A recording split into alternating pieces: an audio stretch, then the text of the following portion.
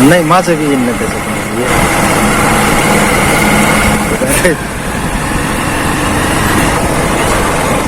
नमस्कार मित्रांनो, आमच्या युट्यूब चॅनल मध्ये तुमचं स्वागत. नमस्कार. तर आता वैजापूर पासून मला वाटतं 45-50 किलोमीटर असेल. तर मालेगाव म्हणून हे गाव आहे. तर सतीश आवताडे सरांनी मला कॉल केला की एक त्यांच्या विहिरीमध्ये एक नाग पडलेला आहे, कोबरा म्हणून. तर आता बघूया आपण कोणता साप येतो, नाग आहे का दुसरा काही आहे. तर सरांचा धन्यवाद, यांनी न मारता आणि कोणाला मारू न देता लगेच सर्पमित्राला कॉल केला. तर प्रत्येकाने असंच करायचंय, सर्पमित्राला कॉल करायचा आहे. तर चला आपण आता साप रेस्क्यू करूया.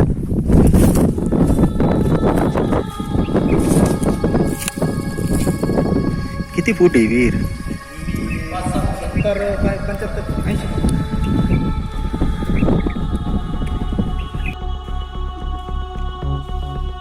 नाना 20 फुटाचा बांबू लागून त्याला.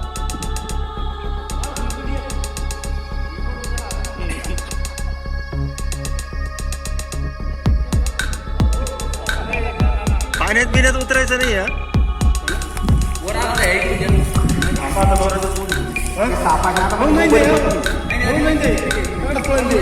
इकडे यायला चान्स नाही.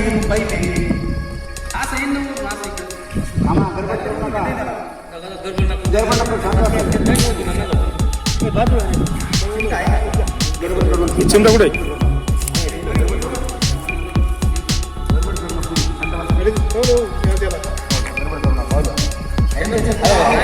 ते वरतून करेल.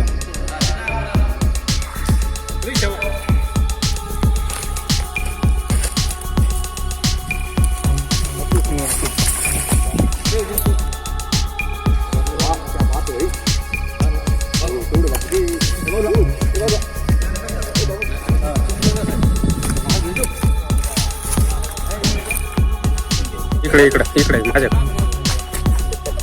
बघा सर.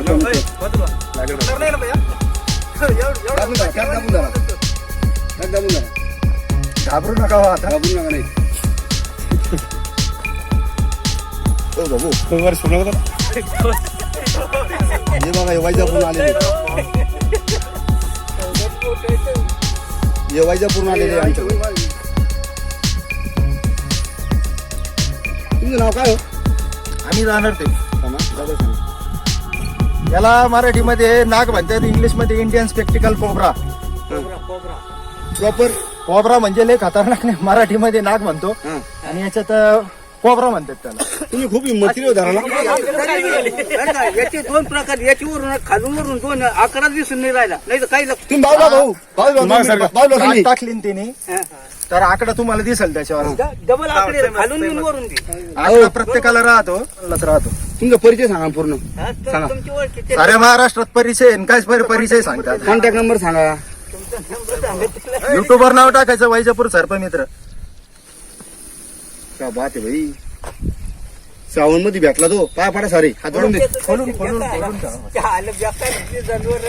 या इथं चांगलं आहे सर. इथं प्लेन पाहिजे खाली फक्त.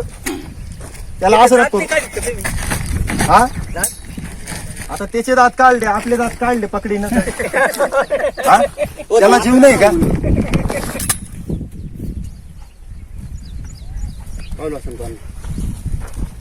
हिंमत हो आमचे तर इतकं टाइम करा.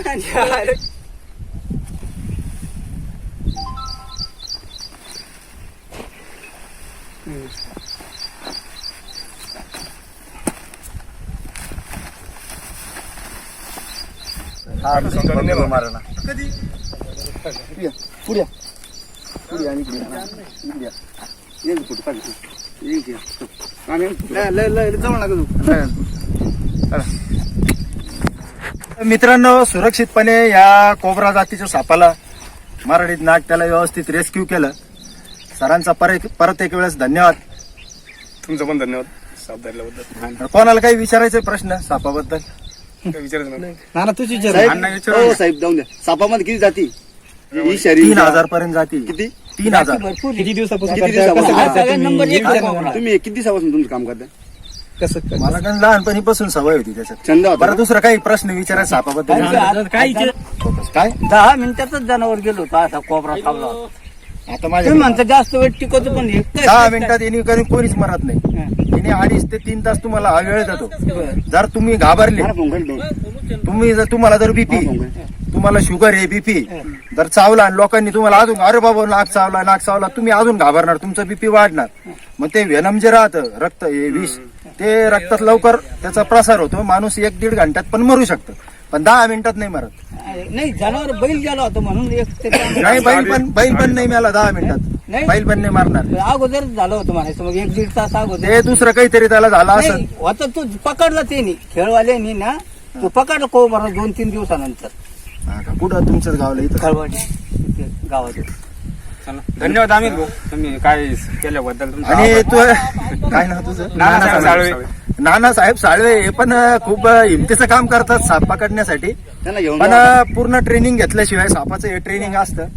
आता तुम्ही म्हणले धामण ही चावत नाही, धामण मी पकडली होती. तर प्रत्येक जणाला असं वाटतं का आपण धामण पकडली म्हणजे सर्पमित्र झालो, असं नाही समजायचं. पूर्ण सापांची माहिती झाल्याशिवाय कोणता विषारी कोणता बिनविषारी तोपर्यंत कोणी रिस्क नाही घ्यायचं. तर थोडी माहिती करा सापांची, कोणते साप विषारी आहे, आपल्याकडे कोणते कोणते आढळतात, सगळ्याची माहिती घेतल्याच्या नंतर बिनधास्त पकडायचं. मला एक फोटो पाठवायचा किंवा मला कॉल